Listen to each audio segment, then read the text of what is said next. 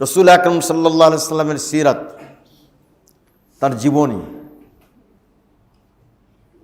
এক অবিস্মরণীয় জীবনী। পুরো কোরআন মজিদের কোনো ভালো দিক, কোরআন মজিদে বর্ণিত কোনো ভালো দিক নাই যা রসুল আকরম সাল্লাল্লাহু আলাইহি সাল্লামের জীবনে ছিল না, এবং কোনো খারাপ দিক এমন নাই যা থেকে রসুল আকরম সাল্লাল্লাহু আলাইহি সাল্লাম আত্মরক্ষা করেননি। একদম খুঁটিনাটি দোষ যেটা ত্রুটি বিচ্যুতি, তা থেকেও রসুল আকরম সাল্লাল্লাহু আলাইহি সাল্লাম ছিলেন অত্যন্ত পবিত্র, একদম কালিমা মুক্ত। এই জন্য আল্লাহ তাআলা কোরআন মজিদে বলেছেন, ইন্নাকা লা আলা খুলুকিন আযীম। আর হযরত আয়েশা রাদিয়াল্লাহু তাআলা আনহাকে যখন জিজ্ঞেস করা হয়েছিল যে রসুলের চরিত্রটা কি, তখন হযরত আয়েশা রাদিয়াল্লাহু তাআলা আনহা বলেছিলেন, তুমি কি কোরআন পড়েছো? বলে হ্যাঁ পড়েছি। বলে কোরআন মজিদটাই রসুল আকরম সাল্লাল্লাহু আলাইহি ওয়াসাল্লামের জীবন। কোরআন মজিদে রসুল আকরম সাল্লাল্লাহু আলাইহি ওয়াসাল্লামের পুরো জীবন বিবৃত হয়েছে। কোরআন মজিদ তো সংক্ষিপ্ত, বিশাল গ্রন্থ কিন্তু সংক্ষিপ্ত। এরই ব্যাপ্তি, এরই ব্যাখ্যা রসুলের পুরো 23টা বছরের জীবন, খুঁটিনাটি সব কিছুই কোরআনের ব্যাখ্যা। এবং তিনি একজন মানুষ যার জীবনের ঘুম থেকে উঠা থেকে শুরু করে, জাগ্রত হওয়া থেকে শুরু করে তাহাজ্জুদের সময়, ওই সময় থেকে শুরু করে আবার ঘুমোতে যাওয়ার আগ পর্যন্ত, ঘুমানোর আগ পর্যন্ত প্রত্যেকটা সেকেন্ড, প্রত্যেকটা মুহূর্ত, প্রত্যেকটা মিনিট, প্রত্যেকটা ঘন্টা সংরক্ষিত হয়ে আছে। বিস্ময়কর। পৃথিবীর কোনো মানুষের জীবন এইভাবে কি নাই? জীবনের সমস্ত খুঁটিনাটি ঘটনাবলী, কার্যক্রম, দৈনন্দিন আমল, দৈনন্দিন কার্যক্রম, প্রাত্যহিক কর্মসূচি বা কার্যক্রম সংরক্ষিত আছে বলে পৃথিবীর কেউ কখনোই দাবি করতে পারবে না। ব্যতিক্রম শুধুই রসুল আকরম সাল্লাল্লাহু আলাইহি ওয়াসাল্লাম। তার জীবনের খুঁটিনাটি, বড় বড় বিষয় তো দূরের কথা, খুঁটিনাটি বিষয়ও সংরক্ষিত হয়ে আছে। এবং এই জন্যেই তিনি নবী। নবীদের কাজই হলো মানুষকে শিক্ষা দেওয়া, সব কিছু। একজন পিতা যেমন সন্তানকে সব কিছু শিক্ষা দেন, গ্লাসটা কিভাবে ধরতে হবে, পানিটা কিভাবে খেতে হবে, পায়জামাটা কিভাবে পরতে হবে, লুঙ্গিটা কিভাবে পরতে হবে, খোদ রসুল আকরম সাল্লাল্লাহু আলাইহি ওয়াসাল্লাম সাহাবায়ে কেরামকে এই ধরনের খুঁটিনাটি যাবতীয় সব কিছু শিক্ষা দিয়েছে। এই জন্যে হযরত সালমান ফারসি রাদিয়াল্লাহু তাআলা আনহুকে, নাম শুনেছেন সাহাবী সালমান ফারসি, পারস্যের ছিলেন। তিনি হক ধর্ম, সত্য ধর্ম তালাশ করতে করতে ছুটে গিয়েছেন মদিনায়, এবং সেখানে যে সত্য ধর্ম পেয়েছেন। সালমান ফারসি রাদিয়াল্লাহু তাআলা আনহুকে কেউ, কোনো এক কাফির ঠাট্টা করে বলেছিল, বিদ্রূপ করে বলেছিল, উপহাস করে বলেছিল যে তোমরা বলো যে তোমাদের এই লোক নবী, মুহাম্মদ নবী, আল্লাহর পক্ষ থেকে আগত, আল্লাহ কর্তৃক প্রেরিত। আল্লাহ তো মহান, মহা জগৎ সৃষ্টিকারী, তো তার কাছ থেকে যিনি প্রেরিত হবেন তিনি তো বড় বড় বিষয় শিক্ষা দেবেন। তিনি কি তোমাদের শিক্ষা দেন যে পেশাব কিভাবে করতে হবে, পায়খানা কিভাবে করতে হবে, ইস্তেঞ্জা কিভাবে করতে হবে, এগুলো আবার শিক্ষা দেওয়ার বিষয়?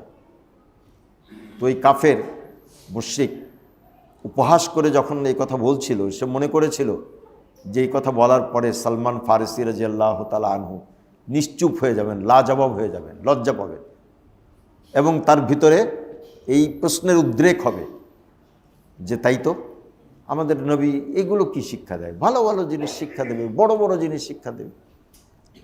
কিন্তু সালমান রাদিয়াল্লাহু তাআলা আনহু তো রসুলের সংসর্গপ্রাপ্ত হয়েছিলেন, রসুলের আলোয় তিনি আলোকিত হয়ে গিয়েছিলেন।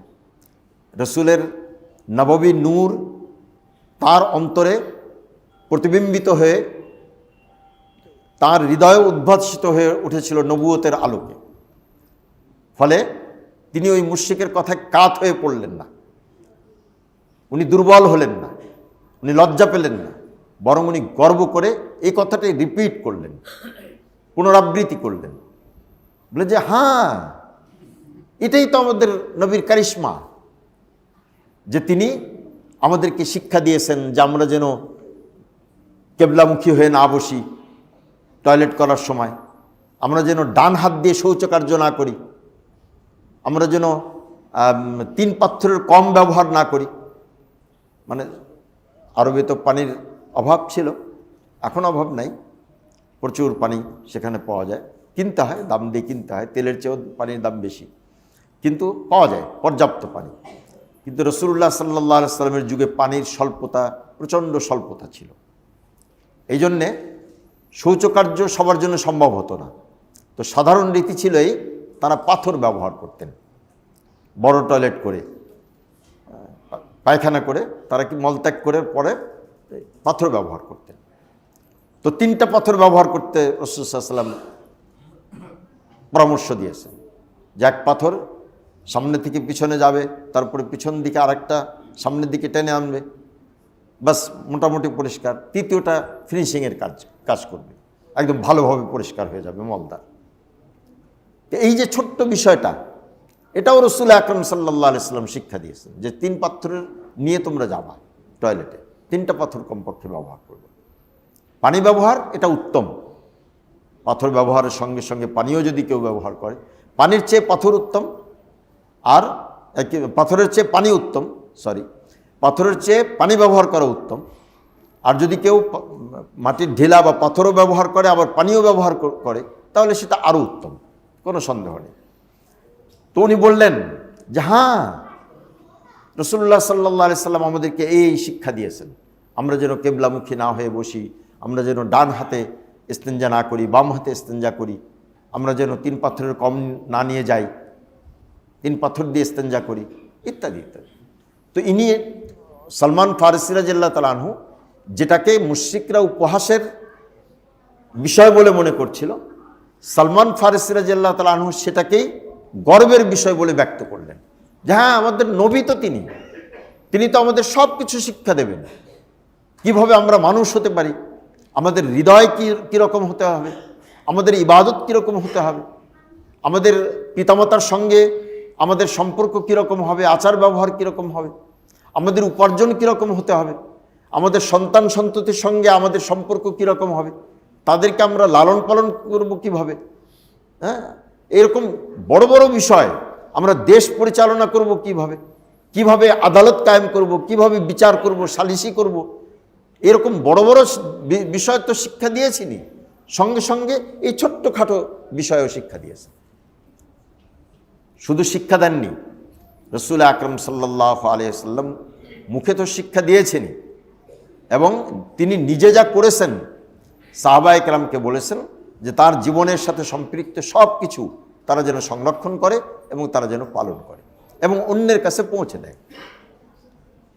রাসূল আকরাম সাল্লাল্লাহু আলাইহি ওয়াসাল্লাম বলেছেন, বাল্লিগু আন্নি ওয়ালাউ আয়াতান, আমার থেকে তোমরা ছোট্ট ক্ষুদ্র একটা আয়াত হলেও পৌঁছে দিও অন্যের কাছে। অনেকেই সাধারণত এর অর্থ এটাই করে থাকে যে কোরআনের একটা আয়াত হলেও, ছোট্ট একটা আয়াত হলেও, কুল হুয়াল্লাহু আহাদ, এটা হলেও তোমরা পৌঁছে দাও। কিন্তু আমরা কেউ কেউ অন্যরকম ব্যাখ্যাও করি। আয়াতান বলতে এখানে যে রসুলের জীবনের সাথে সম্পৃক্ত খুঁটিনাটি যা কিছু আছে, রসুল বলছেন, কে বলছেন? রসুল বলছেন সাল্লাল্লাহু আলাইহি ওয়াসাল্লাম, যে আমার জীবনের সাথে সম্পৃক্ত যা কিছু আছে আমার থেকে তোমরা মানুষের কাছে পৌঁছে দাও। কত নির্মল একজন মানুষ হলে, কত অপাপবিদ্ধ হলে, পাপ মুক্ত হলে, কত নির্মল চরিত্রের অধিকারী হলে, এবং জীবন, একজন ব্যক্তির জীবন কতটুকু সৌন্দর্যময় হলে ব্যক্তি নিজের সম্পর্কে বলতে পারে যে আমার সম্পর্কে যা জানো সব তোমরা মানুষের কাছে ব্যক্ত করে দিও। আমি কি আপনাদেরকে কথা বুঝাতে বললাম? আমাদের বড় বড় ব্যক্তিরা যারা নিজেদের অটোবায়োগ্রাফি লেখে, আত্মজীবনী লেখে, তারা কিন্তু জীবনের ওই সাফল্যের দিকগুলোই তুলে ধরে, আর ব্যর্থতার দিক তুলে ধরে, যেগুলো তুলে ধরলে মানুষ একটু অনুপ্রাণিত হবে, কিন্তু তাকে চোর বলবে না, খাটাস বলবে না, ডাকাত বলবে না, মিথ্যাবাদী বলবে না। জীবনের দিক, মানে একটা মানুষের জীবনের আলোর দিকও থাকে, অন্ধকার দিকও থাকে। আমরা ছোটবেলায় অনেক কাজ করেছি যেগুলো করা উচিত ছিল না, বয়সপ্রাপ্ত হওয়ার পরেও করেছি যেগুলো করা উচিত ছিল না। এখন তো ক্ষতি হয়েছি, ঠিক আছে, কিন্তু একসময় তো গেছে এরকম যে অনেক কাজই ছিল যেগুলো করার উচিত ছিল না, করেছে। কিন্তু আমরা যখন নিজের আত্মজীবনী লিখব, সেগুলো লিখব না। পৃথিবীর বড় বড় যত বড় বড় দার্শনিক হোক, যত ভালো মানুষই হোক, যত বিখ্যাত ব্যক্তি হোক, তারা নিজেদের অটোবায়োগ্রাফি লিখতে, আত্মজীবনী লিখতে তাদের জীবনের অন্ধকার দিকগুলো তারা তাদের জীবনীতে তুলে ধরবে না। আবার তাদের ভক্তরা যখন তাদের জীবনী লিখবে, তারাও কি করবে না, তাদের ওই অন্ধকার দিকগুলো মানুষের সামনে তুলে ধরবে না। যত বড় ব্যক্তি হোক, ভক্তরা কি করবে, তার ওই আলোর দিকগুলো, ভালো দিকগুলো মানুষের সামনে তুলে ধরবে। আমি কথা বুঝাতে পারলাম? হ্যাঁ, আমরা অনেক উদাহরণ দিতে পারি এরকম। বৈজ্ঞানিক আইনস্টাইনের চরিত্র থেকে শুরু করে নিয়ে অনেকের উদাহরণ দিতে পারি। মজলিস খারাপ হবে এই জন্য বলছি না।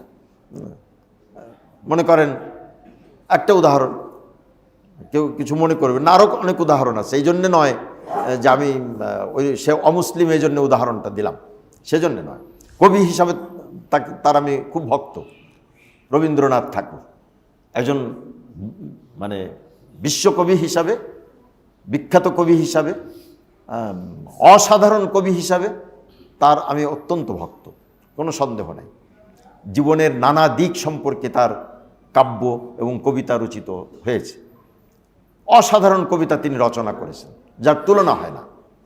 কিন্তু এটা তার জীবনের একটা দিক। প্রেমের কবিতা, মানবতার কবিতা, সৌহার্দ্যের কবিতা, সম্প্রীতির কবিতা, সব ধরনের কবিতা তার ভিতরে আছে। কিন্তু ব্যক্তি রবীন্দ্রনাথ ঠাকুর এ সম্পর্কে যদি আপনারা খুঁজতে যান তার জীবনী, দেখবেন যে তার আরেকটা দিক আমাদের সামনে আসেনি, অন্ধকারে রয়ে গেছে। যা আসছে তাও কম নয়। একটুতেই বোঝা যায় যে তিনি কিন্তু সাধারণ লোক ছিলেন না, আমাদের কাজী নজরুল ইসলামের মতো গরিব ছিলেন না, মধ্যবিত্তও না। কাজী নজরুল ইসলাম তো একদম গরিব ছিলেন, বাপ মক্তবে পড়াতো, মুয়াজ্জিন ছিলেন নাকি ইমাম ছিলেন। আর রবি ঠাকুর ছিলেন জমিদার। তখনকার জমিদার মানেই প্রজা শোষক। জমিদার মানে কি, প্রজাদের কাছ থেকে খাজনা আদায় করো, ফসল হোক আর না হোক আমার টাকা দাও, টাকা চাই। ফসল হয়েছে কি না হয়েছে আমার দেখার দরকার নেই। খাজনা দিতে না পারলে তাদেরকে, জমিদারদের পাইক পেয়াদারা কি করতো, বেঁধে নিয়ে আসতো, বেঁধে নিয়ে এসে তাদেরকে পিটানো হতো। সত্যজিৎ রায়ের লেখায়, কবিতায়, নাটকে এগুলো আমরা পাই, জমিদারদের এই আচরণ, নির্যাতনের কথা। তো রবি ঠাকুরের ওই জীবনটা, এই যে কুষ্টিয়া এসে পড়ে থাকতেন সেলাইদায়, কবিতা লিখেছেন ওখানে। কেন আসতেন এখানে? ওই যে জমিদারি আছে এখানকার, খাজনা আদায় করতে। তো ঐতিহাসিকেরা লেখেন যে তার এই অন্ধকার দিকটা, এই দিকটা, যে তিনি যে মানে আপাদমস্তক একজন প্রজা শোষক জমিদার ছিলেন, এই নিষ্ঠুরতা, এই নির্দয়তার কথা আমাদের সামনে কিন্তু আসে না, ভক্তরা আনে না এটা। কিন্তু রসুল আকরাম সাল্লাল্লাহু আলাইহি ওয়াসাল্লাম নিজে বলছেন, উৎসাহিত করছেন। খুব ভালো করে বুঝবেন যে রসুল্লাহ সাল্লাল্লাহু আলাইহি ওয়াসাল্লাম সাহাবায়ে কেরাম, লক্ষ লক্ষ সাহাবায়ে কেরামকে উৎসাহিত করছেন এবং তাদেরকে আদেশ দিচ্ছেন যে বাল্লিগু আন্নি ওয়ালাউ আয়া, আমার থেকে যা তোমরা দেখো, যা তোমরা শোনো, যা তোমরা উপলব্ধি করো, সব কিছু মানুষের কাছে ব্যক্ত করে দাও।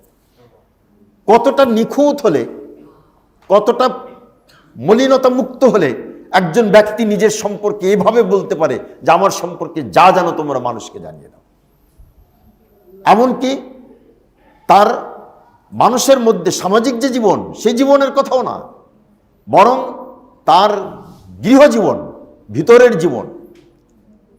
9 জন স্ত্রী ছিলেন, 11 জন, 9 জন, দুই রকমই আছে, ব্যাখ্যাও আছে। যাই হোক, একাধিক স্ত্রী ছিলেন।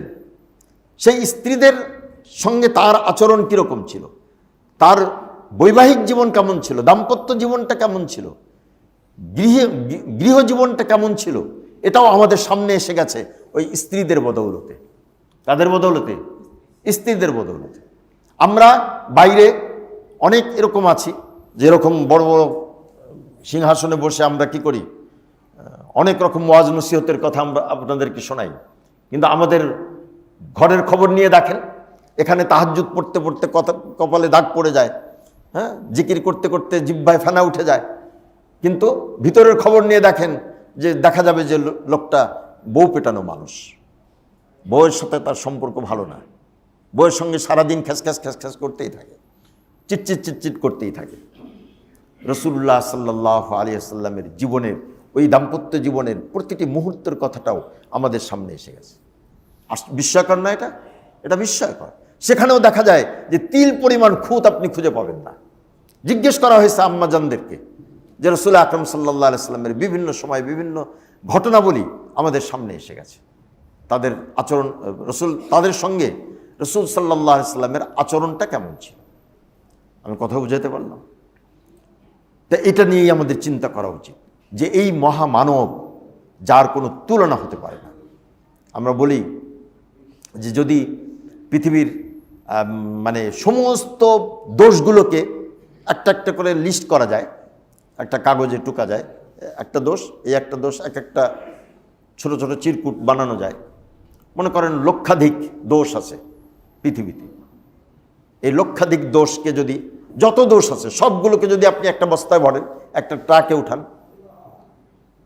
আর যত গুণ একজন মানুষের হতে পারে, সমস্ত গুণ একজন মানুষের, মানুষ হিসাবে মানুষের যত গুণ হতে পারে সমস্ত গুণাবলী যদি আপনি এক জায়গায় করেন, এরপরে দেখেন যে আপনি ওই গুণাবলীর মধ্যে, লক্ষ লক্ষ গুণাবলীর মধ্যে একটা গুণও পাবেন না যে গুণটা রাসূল আকরাম সাল্লাল্লাহু আলাইহি সাল্লামের মধ্যে ছিল না।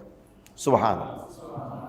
আর ওই লক্ষ লক্ষ দোষ ট্রাক ভর্তি করে আপনি যে দোষ জমা করেছেন, দোষের তালিকা জমা করেছেন, সেই তালিকা থেকে আপনি যদি খুঁজে, মানে একদম তন্ন তন্ন করে খুঁজে বের করেন, মাইক্রোস্কোপ দিয়ে বা দূরবীন দিয়ে বা টেলিস্কোপ দিয়ে যাই বলেন, অনুবীক্ষণ যন্ত্র দিয়েও যদি খুঁজে বের করতে চান যে এই দোষের কোন একটু রাসূল আকরাম সাল্লাল্লাহু আলাইহি সাল্লামের ভিতরে আছে কিনা, আপনি খুঁজে পাবেন না।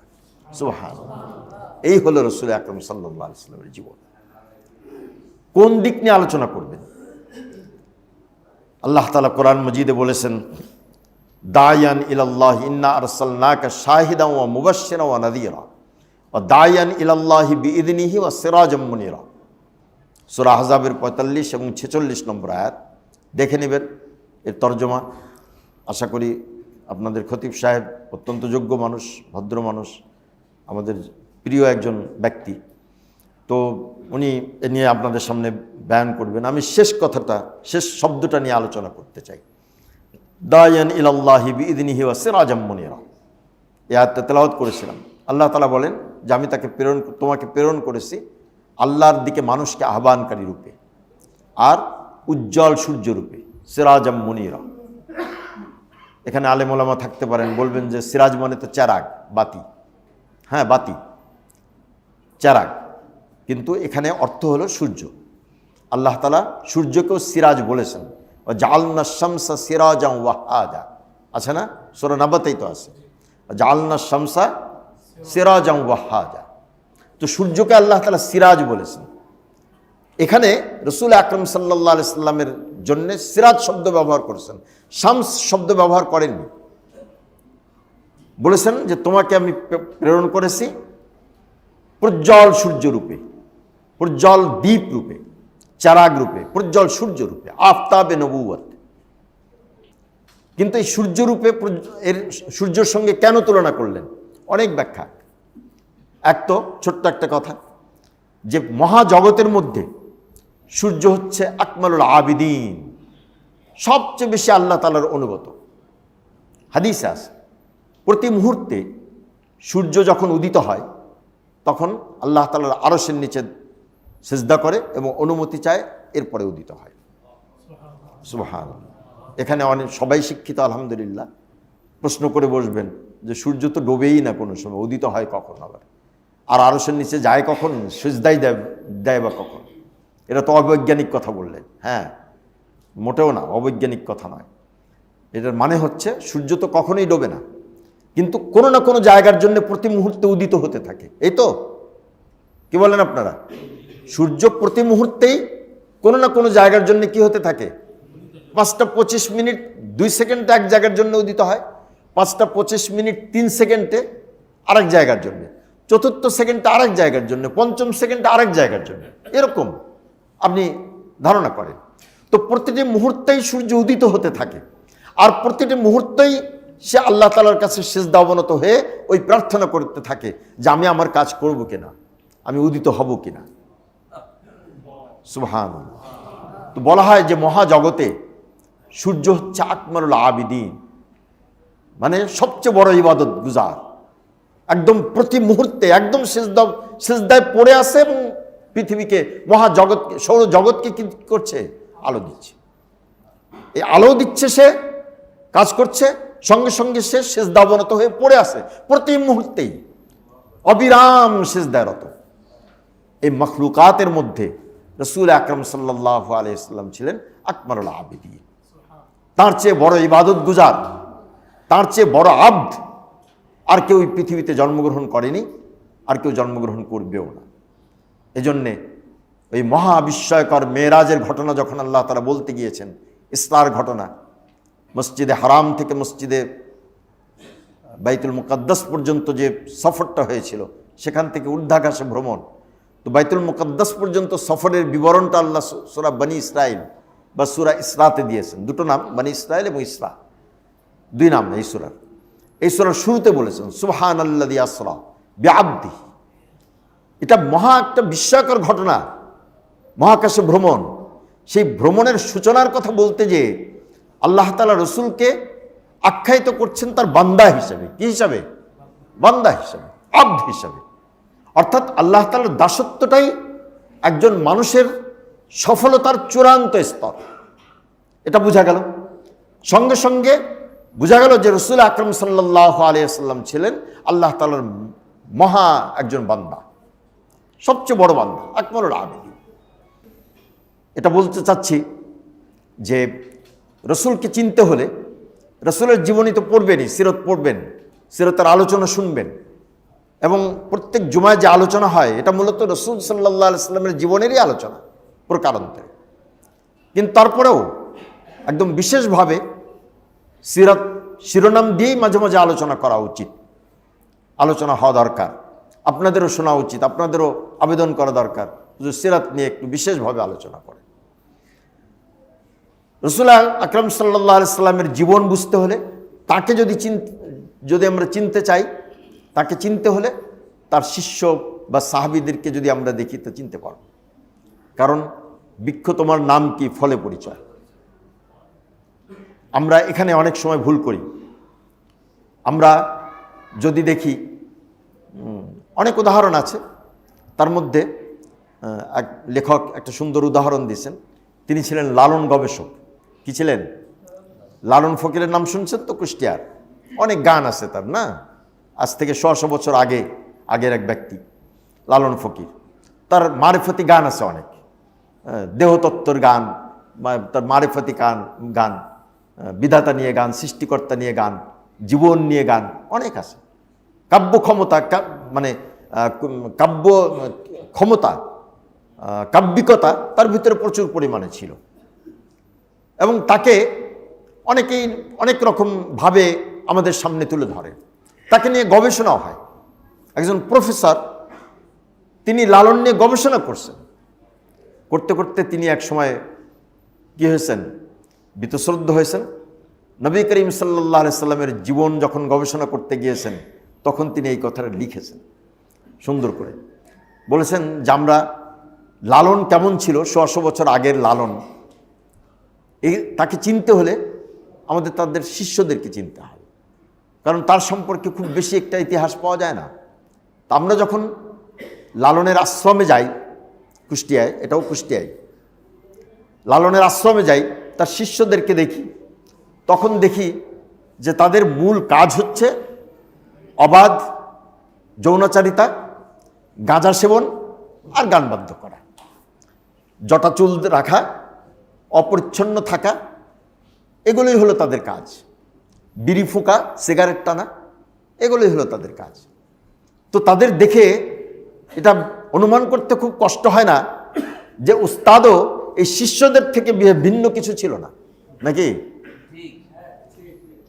কিন্তু রাসূল আকরাম সাল্লাল্লাহু আলাইহি সাল্লামের সাহাবীদেরকে আপনি দেখেন, হযরত আবু বকর সিদ্দিক রাদিয়াল্লাহু তাআলা আনহুর কথা তো অনেক উপরের কথা, হযরত ওমর রাদিয়াল্লাহু তাআলা আনহুর কথা অনেক শুনে থাকবেন, যিনি 12.5 লক্ষ বর্গ মাইল দেশ শাসন করেছেন।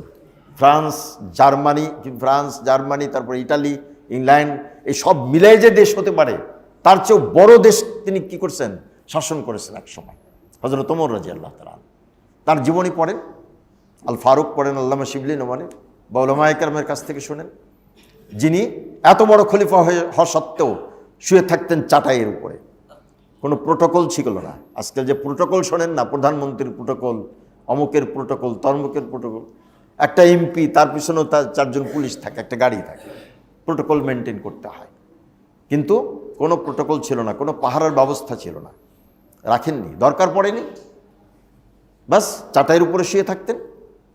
বাইরের অ্যাম্বাসেডাররা আসতো, প্রতিনিধি দল এসে জিজ্ঞেস করতো যে দরবার কোথায়, গণভবন কোথায়, প্রধানমন্ত্রীর প্রেসিডেন্টের কার্যালয় কই, ওই দেখাই দিত, ওই যে মসজিদে নববীতে শুয়ে আছেন, এই মসজিদে নববী কার্যালয়, আর ওই যে শুয়ে আছেন প্রেসিডেন্ট, রাষ্ট্রপতি শুয়ে আছেন, খলিফা শুয়ে আছেন। তাজ্জুব হয়ে যেত তারা। এক দেশে গেছেন, সম্ভবত ফিলিস্তিনি, যখন গেছেন সাথে ছিল গোলাম, সাথে ছিল একজন সহকারী, সাথে ছিল তার কর্মচারী, সাথে ছিল, কিন্তু বাহন ছিল তো একটা। কিছুক্ষণ নিজে চড়তেন আর সে হাঁটতো। উটের উপর 2 জন একসাথে চড়তেন না, উটের আবার কষ্ট হবে। কখনো গোলামকে উঠাতেন, নিজে হাঁটতেন। সুবহানাল্লাহ বলেন। নিজে হাঁটতেন। ঘটনাক্রমে যখন শহরে প্রবেশ করবে তখন ছিল গোলামের পালা। ওরা সবাই মনে করছে এই লোকটাই বোধহয় খলিফা। এই মহারাষ্ট্রের 12.5 লক্ষ বর্গ মাইলের যে দেশ, মুসলিম দেশ, তার খলিফা বুঝি এই লোকটা। বিস্মিত হয়ে গেছে তারা। তার খাবার ছিল জৈতুনের তেল আর শুকনো রুটি, বাস ওই তেল দিয়ে ভিজা ভিজা খেতেন, জৈতুনের তেল দিয়ে, এই ছিল তার খাবার। তো ওনাদের কথা তো আলাদা, বারবার শুনে থাকেন। আমি অখ্যাত বলতে আমরা শুনি নাই হয়তো কখনো। আমি একজন সাহাবীর গল্প বলি, রসুলের জীবনীর উপরে তা দিয়ে আলোকপাত হবে, বাস আমরা কথা শেষ করব ইনশাআল্লাহ। সাঈদ ইবনে আমির আল জুমাহি রাদিয়াল্লাহু তাআলা আনহু, উনি ছোট্টকালে একজন সাহাবীর হত্যাকাণ্ড দেখেছিলেন। খুবাইব ইবনে আদি রাদিয়াল্লাহু তাআলা আনহু বদরের যুদ্ধে খুবাইব রাদিয়াল্লাহু তাআলা আনহু হারিস নামক এক কাফিরকে হত্যা করেছিলেন। যুদ্ধে তো হতেই পারে, একজনের হাতে আরেকজন নিহত হতে পারে। তো হারিস নামক কাফির খুবাইব ইবনে আদি রাদিয়াল্লাহু তাআলা আনহুর হাতে নিহত হলেন। পরবর্তীতে গজওয়া রজি বলা হয়, গজওয়া রজিতে 7 জন সাহাবীকে হত্যা করে ফেলে কাফেররা, বিশ্বাসঘাতকতামূলক। 3 জন বেঁচে যান, তার মধ্যে 2 জন পরে নিহত হন কাফেরদের হাতে, তার মধ্যে আবার 2 জন বেঁচে যান। এই 2 জনের মধ্যে খুবাইব ইবনে আদি রাদিয়াল্লাহু তাআলা আনহু ছিলেন একজন। তাকে ওই যারা হত্যা করলো তারা মক্কায় বিক্রি করে দেয়। এই হারিস, ওই যে যাকে হত্যা করেছিলেন খুবাইব ইবনে আদি বদরের যুদ্ধে, সেই হারিসের সন্তানদের কাছে ওই কাফেররা খুবাইব ইবনে আদিকে বিক্রি করে দেয় রাদিয়াল্লাহু তাআলা। তারা তো নিয়ে যায় মক্কায়, এই বাপের হত্যার প্রতিশোধ নেবে, কিনে নিয়ে যায় মক্কায়, তাকে বধ করবে। লম্বা ঘটনা। যখন বৌদ্ধভূমিতে নিয়ে যাওয়া হলো, মক্কা তো একটা সীমানা আছে মক্কার শহরের, এই শহরের মধ্যে কোনো হত্যাকাণ্ড চলে না প্রাচীন যুগ থেকেই, কাফেররা এটা করতো না। এই জন্য মক্কার বাইরে তাকে নিয়ে গেল খুবাইব ইবনে আদি রাদিয়াল্লাহু তাআলা। খুবাইব ইবনে আদি রাদিয়াল্লাহু তাআলাকে হত্যার আগে জিজ্ঞেস করা হলো যে তুমি কি পছন্দ করো যে তোমার জায়গায়, তুমি এখন যে পজিশনে আছো সেই পজিশনে মুহাম্মদ এসে যাক, তোমার জায়গায় সে নিহত হোক, আর তোমাকে আমরা ছেড়ে দিই, তার বিনিময়ে তুমি বাড়িতে তোমার জীবন উপভোগ করবে। খুবাইব ইবনে আদির বুঝলেন তো তাদের ইয়েটা, মানে প্রস্তাবটা, যে তোমাকে আমরা মুক্ত করে দেব, তার জায়গায় মুহাম্মদ আসবে, তুমি এটা পছন্দ করো, তোমার জায়গায় মুহাম্মদ আসবে আর সে নিহত হবে আমাদের হাতে। তো খুবাইব ইবনে আদি রাদিয়াল্লাহু তাআলা আনহু জবাব দিলেন, এখানে আসা তো দূরের কথা, নিহত হওয়া তো দূরের কথা আমার বিনিময়ে, বরং মোহাম্মদ যেখানে আসেন, আমার নবী যেখানে আসেন এই মুহূর্তে, সেখানে থাকা অবস্থায় তার পায়ে একটা কাঁটা বিধুক, এটাও তো আমি চাই না। সুবহানাল্লাহ। এই মহব্বতটা, এই ভালোবাসাটা কেন ছিল? চেহারা দেখে? শুধু চেহারা দেখে না, গুণ দেখে, বৈশিষ্ট্য দেখে, শ্রেষ্ঠত্ব দেখে। তো খুবাইব বিন আদি রাদিয়াল্লাহু তাআলা আনহু এরপরে যখন বুঝলেন যে তাকে হত্যা করা হবে, তখন উনি বললেন যে আমাকে 2 রাকাত নামাজ পড়তে সময় দাও। 2 রাকাত নামাজ পড়লেন এবং খুব সংক্ষিপ্ত নামাজ পড়লেন। বললেন যে তোমরা যদি মনে না করতে যে আমি মৃত্যু ভয়ে বুঝি নামাজ লম্বা করছি, তাহলে আমি নামাজ লম্বা করতাম। নামাজ লম্বা করলাম না এই জন্যে যে যদি নামাজ লম্বা করি তোমরা মনে করবে যে আমি বোধহয় মৃত্যুর ভয়ের কাল ক্ষেপণ করছি, সময় ক্ষেপণ করতেছি, সময় কাটাচ্ছি, এজন্য তাড়াতাড়ি নামাজটা আদায় করলাম। এরপর যাই হোক, তাকে আঘাতে আঘাতে জর্জরিত করে তাকে হত্যা করা হলো। ওই সময় একটা অল্প বয়স্ক ছেলে, বাচ্চা ছেলে দাঁড়িয়ে দাঁড়িয়ে এই দৃশ্য দেখছিল এবং খুবাইব বিন আদি রাদিয়াল্লাহু তাআলা আনহুর যে অভিব্যক্তি, তার নবী মুহাম্মদুর রাসূলুল্লাহ সাল্লাল্লাহু আলাইহি ওয়াসাল্লামের প্রতি, তার প্রতি যে ভালোবাসা, এটা তিনি দেখেছেন। এবং খুবাইব বিন আদি রাদিয়াল্লাহু তাআলা আনহুর দৃঢ়তা, অবিচলতা, ইমানের উপরে দৃঢ়তা এবং অবিচলতা, এটাও তিনি অবলোকন করেছেন, লক্ষ্য করেছেন। এবং খুবাইব বিন আদি রাদিয়াল্লাহু তাআলা আনহু যে নামাজ পড়েছেন, এটাও তিনি দেখেছেন, ওই বাচ্চা ছেলেটা। এরপরে দেখেছেন খুবাইব বিন আদি রাদিয়াল্লাহু তাআলা আনহু একটা দোয়া করেছেন, আল্লাহুম্মা আহসিহুম আদাদান ওয়াকতুলহুম বাদাদা ওয়ালা তুগাদির মিনহুম আহাদা। কাফেরদের বিরুদ্ধে একটা বদদোয়া করে এরপরে তিনি নিহত হয়ে গেছেন তাদের হাতে। ওই বাচ্চা ছেলেটার নাম ছিল সাঈদ ইবনে আমির। সে তো এই দৃশ্যটা কখনোই ভুলতে পারছে না, যে নিরীহ একটা মানুষকে এইভাবে তরবারির আঘাতে, বর্ষার আঘাতে হত্যা করা হলো, কিন্তু সে অবিচল, তার জীবনের কোনো ভয় নেই। সে মানে কি অত্যন্ত একাগ্রতার সাথে, আন্তরিকতার সাথে সে কি করলো? ইবাদত করলো, নামাজ আদায় করলো। এই বিষয়গুলো তার দিন রাত মাথায় ঘুরছিল, ঘুম নাই চোখে। এমন এই চিন্তা করতে করতে এক সময় তার ভিতরে ইসলামের আলো প্রবেশ করে দেয়, ইসলামের ভালোবাসা তার অন্তরে প্রবেশ করে। সাঈদ ইবনে আমির আল জুমাহি, নামটা মনে রাখবেন, সাঈদ ইবনে আমির আল জুমাহি। তিনি পরবর্তীতে মুসলমান হয়ে যান। এরপরে এক সময় যখন হজরত ওমর রাদিয়াল্লাহু তাআলা আনহু যখন খলিফা হলেন, এই সাঈদ ইবনে আমির আল জুমাহিকে পাঠানো হলো সিরিয়ার হিমস এলাকার গভর্নর করে পাঠানো হলো, শাসক হিসেবে তাকে পাঠানো হলো।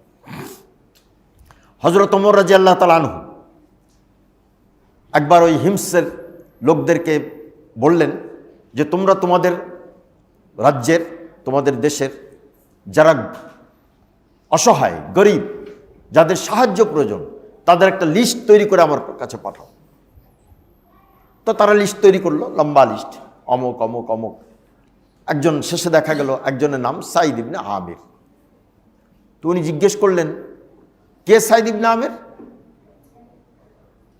বলে আমাদের আমির, অর্থাৎ গভর্নর, যাকে হিমসনগরীর গভর্নর করে পাঠানো হয়েছে, হযরত ওমর পাঠিয়েছেন। তার নামটা নামটাও ওই অভাবীদের তালিকায়। কল্পনা করতে পারেন? ইউনিয়ন কাউন্সিলের মেম্বার হলেই তো পোয়া বারো, আর কিচ্ছু লাগে না। এমপি হয়তো দূরের কথা, না, ইউনিয়ন কাউন্সিলের একজন মেম্বার হলেই তার আর কিচ্ছু লাগে না এখন। আর উনি একটা রাজ্যের গভর্নর, একটা দেশের গভর্নর, কিন্তু উনার তালিকা কোথায় আসছে? গরিবদের তালিকায়, সাহায্য প্রার্থীদের তালিকায়, সাহায্য প্রাপকদের তালিকায়, যে যারা সাহায্য পেতে পারে এরকম ব্যক্তিদের তালিকায় তার নাম আসছে। হযরত ওমর রাদিয়াল্লাহু তাআলা আনহু বিস্মিত হলেন, জিজ্ঞেস করলেন, কোন সাঈদ ইবনে আমির? বলে আমিরও না, আমাদের আমির। বলে আমি এরকম ফকির, এরকম তোমাদের আমির, তোমার ফকির? বলে হ্যাঁ, আমাদের আমির ফকির, কিছু নাই তার। মনে রাখার মতো কথা কিনা বলেন? তো যে নবীর একজন শিষ্য এরকম হতে পারে, সে নবী কেমন ছিলেন? এরপরে আরও ঘটনা শোনেন।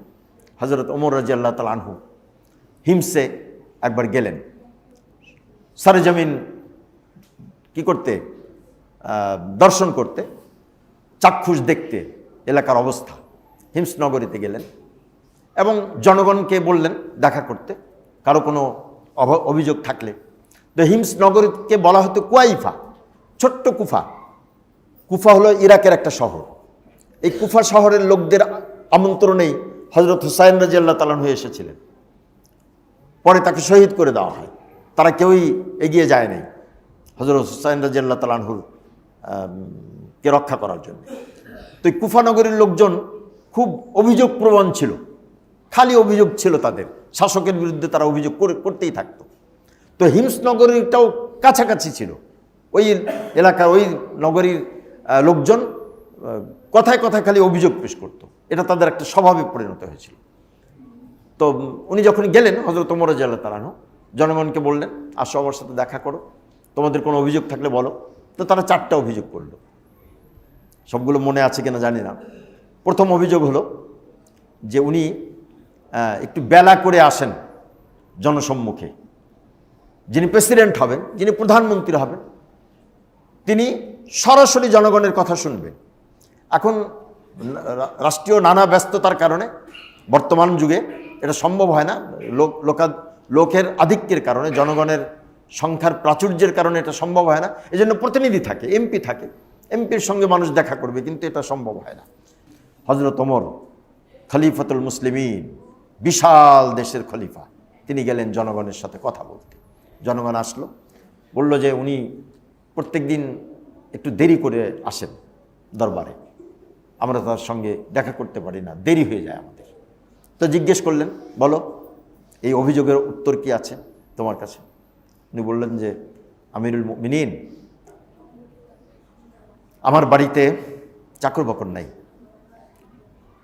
আমরা তো সব কাজ বইয়ের উপর দিয়ে দেই, থালা বাসন ধোয়া থেকে শুরু করে নিয়ে ঘর মোছা, তারপরে রুটি মুটি রান্না করা, গোশত রান্না করা, ডাল রান্না করা, ভাত রান্না করা, সব দায়িত্ব দিয়ে দেই, এটা নিয়ম না। উনি বললেন যে আমার বাড়িতে চাকর বাকর নাই, তা আমি সকালে ওই আটা ছানি, আটা ছানার পরে কিছুক্ষণ রেখে দিতে হয়, না হলে রুটি ভালো হয় না। ওই জন্য হোটেলওয়ালারা রাত্রে ছেনে রাখে, সকালে রুটি বানায়, এটা ফলে ভালো। তো আটা খামির তৈরি করে রাখি, তৈরি করি, একটু অপেক্ষা করি, তারপরে রুটি টুটি তৈরি করে দিয়ে পরিবারের ব্যবস্থা করে, খাওয়া দাওয়ার ব্যবস্থা করে তারপরে আমাকে আসতে হয়। এই জন্যে আমার আসতে একটু দেরি হয়। দ্বিতীয় অভিযোগ, যখন অভিযোগ করছিলেন জনগণ, হযরত ওমর আল্লাহ আল্লাহ করছিলেন যে আমি যে ভালো ধারণা নিয়ে সাইদ ইবনে আমির আল জুমাহিকে গভর্নর নিযুক্ত করেছি, আমার সেই ধারণা ভুল প্রমাণিত হতে যাচ্ছে নাকি। উনি খুব চিন্তিত ছিলেন। তা এই জবাব শুনে উনি খুব খুশি হলেন। এরপরের অভিযোগ বলল যে উনি রাত্রে কারোর সঙ্গে দেখা করেন না, সন্ধ্যার পরে কারোর সঙ্গে দেখা করেন না, শুধু দিনেই ওনার সঙ্গে দেখা করা যায়। তো জিজ্ঞেস করলেন সাইদ ইবনে আমিরকে, বলো গভর্নর, এই অভিযোগের জবাব কি আছে তোমার কাছে? বললেন যে এটা তো আমি বলতে চাচ্ছিলাম না, কিন্তু যখন অভিযোগ হিসাবে উত্থাপিত হয়েছে তখন তো আমাকে বলতেই হবে। আসল ব্যাপার হলো আমি দিনটাকে রেখেছি জনগণের জন্য, আর রাতটাকে রেখেছি আল্লাহ তাআলার জন্য। এরপরে তৃতীয় অভিযোগ যে উনি মাসে একদিন আসেন না, একদমই আসেন না। প্রত্যেক দিন তো একটু দেরি করে আসেন, ফজরের পর পরে আসেন না, একটু বেলা হলে আসেন, কিন্তু মাসে একদিন এরকম হয় যে একদম আসেনি না। এই অভিযোগ বলো গভর্নর, এই অভিযোগের কি জবাব তোমার কাছে আছে? উনি বললেন যে আমিরুল মুমিনিন, আমার কাপড়েই এক সেটি, এটা আমাকে ধুতে হয়, বাড়ির কাপড় চোপড় সব ধুতে হয়, একদিন আমি সময় পাই, চাকর বাকর তো নাই, সব কাপড় চোপড় ধোয়া বা আমার এই সেট কাপড়ও ধোয়া, এটার জন্যে আমার সময় ব্যয় করতে হয়, এটা না শুকালে তো আমি আসতে পারি না। ওই কাপড় চোপড় ধোয়া, নিজের কাপড় ধোয়া, কাপড় ধুলে আর আসবো কী করে? বেবস্ত্র হয়ে তো আর আসা যাবে না মানুষের সামনে, ফলে আমার একদিন কামাই হয়। চিন্তা করতে পারেন আপনারা, গভর্নর কিন্তু হিমসের গভর্নর,